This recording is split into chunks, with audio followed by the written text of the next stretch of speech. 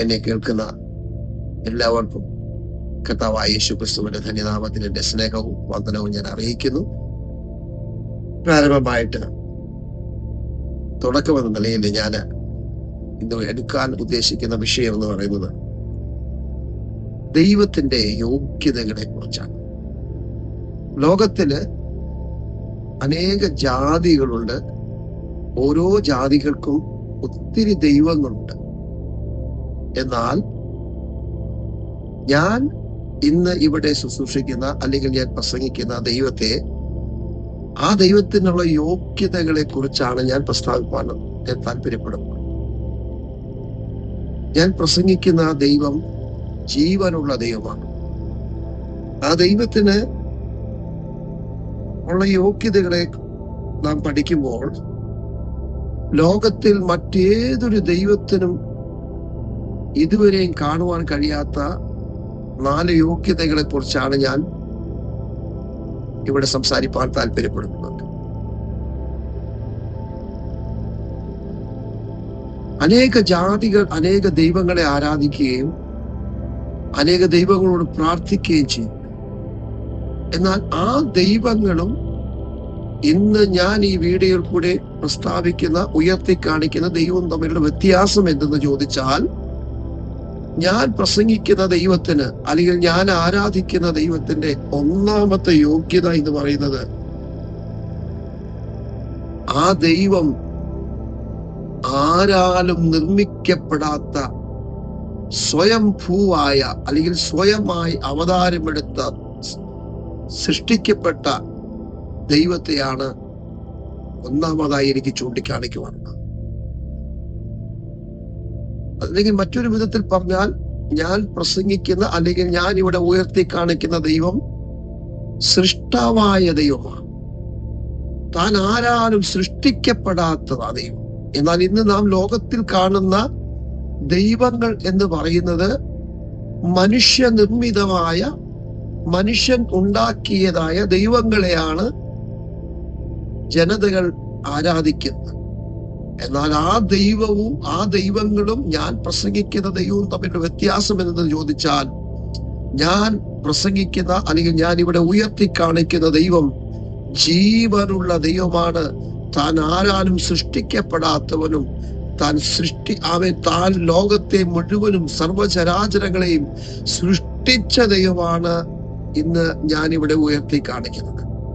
അപ്പൊ എന്റെ ദൈവത്തിന്റെ അല്ലെങ്കിൽ നാം ആരാധിക്കുന്ന ദൈവത്തിന്റെ ഒന്നാമത്തെ യോഗ്യത എന്ന് പറയുന്നത്, ആ ദൈവം സൃഷ്ടാവായ ദൈവമാണ്. ഇനി സമയത്തിന്റെ പരിമിതി നിമിത്തം ഞാൻ പെട്ടെന്ന് 4 കാര്യങ്ങൾ പറഞ്ഞ് ഞാനിത് കൺക്ലൂഡ് ചെയ്യുവാൻ താല്പര്യപ്പെടുന്നു. ഈ ദൈവത്തിന്റെ രണ്ടാമത്തെ യോഗ്യത എന്ന് പറയുന്നത്, ആ ദൈവം സർവജ്ഞാനിയായ ദൈവമാണ്.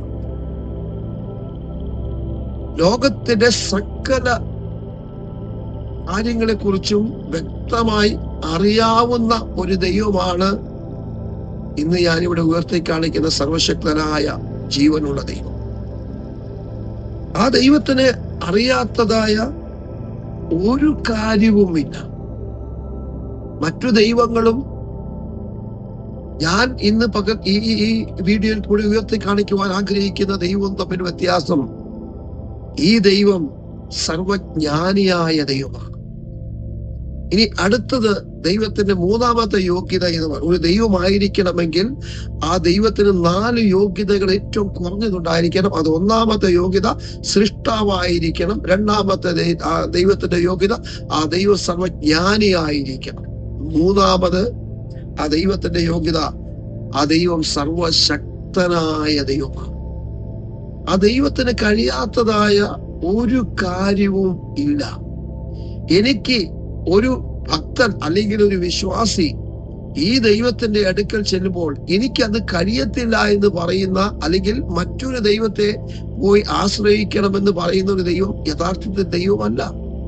ഇന്ന് നാം ലോകത്തിൽ കാണുന്ന അനേക ദൈവങ്ങളെ കുറിച്ച് കാണുമ്പോൾ നാം കാണാൻ കഴിയും, ഓരോ ഗ്രൂപ്പുകളെ ആക്കി തിരിച്ച് വെക്കുന്ന ദൈവം. അതുകൊണ്ട് ഈ ദൈവം, ഞാൻ ഇന്ന് ഇവിടെ ഉയർത്തി കാണിക്കുന്ന ദൈവം സർവശക്തനായ ദൈവമാണ്. ഈ സർവശക്തനായ ദൈവത്തിന്റെ അടുക്കൽ കടന്നു വരുന്ന ഒരു വ്യക്തിക്കും ഒരിക്കലും നിരാശപ്പെടേണ്ടി വരത്തില്ല. ഇനി 4ാമത്തെ യോഗ്യത, സമയത്തിന്റെ പരിമിതപ്പെട്ടത് ഞാൻ പറഞ്ഞ് ഞാൻ ഈ വീഡിയോ ക്ലോസ് ചെയ്യുവാൻ താല്പര്യപ്പെടുകയാണ്. ഈ 4ാമത്തെ ഈ ദൈവത്തിന്റെ യോഗ്യത എന്ന് പറയുന്നത്, ഈ ദൈവം സർവവ്യാപിയായ ദൈവമാണ്. ഈ ദൈവം ഞാൻ ഉയർത്തി കാണിക്കുന്ന, ഞാൻ ആരാധിക്കുന്ന, അല്ലെങ്കിൽ നമ്മൾ ആരാധിക്കുന്ന സർവശക്തനായ, സൃഷ്ടാവായ, സർവജ്ഞാനിയായ, സർവശക്തനായ ഈ ദൈവത്തിന്റെ 4ാമത്തെ യോഗ്യത എന്ന് പറയുന്നത്, ഈ ദൈവം സർവവ്യാപിയായ ദൈവമാണ്. ലോകത്തിന്റെ എല്ലാ രാജ്യങ്ങളിലും ഈ ദൈവം വ്യാപിച്ചു കിടക്കുന്ന ദൈവമാണ്.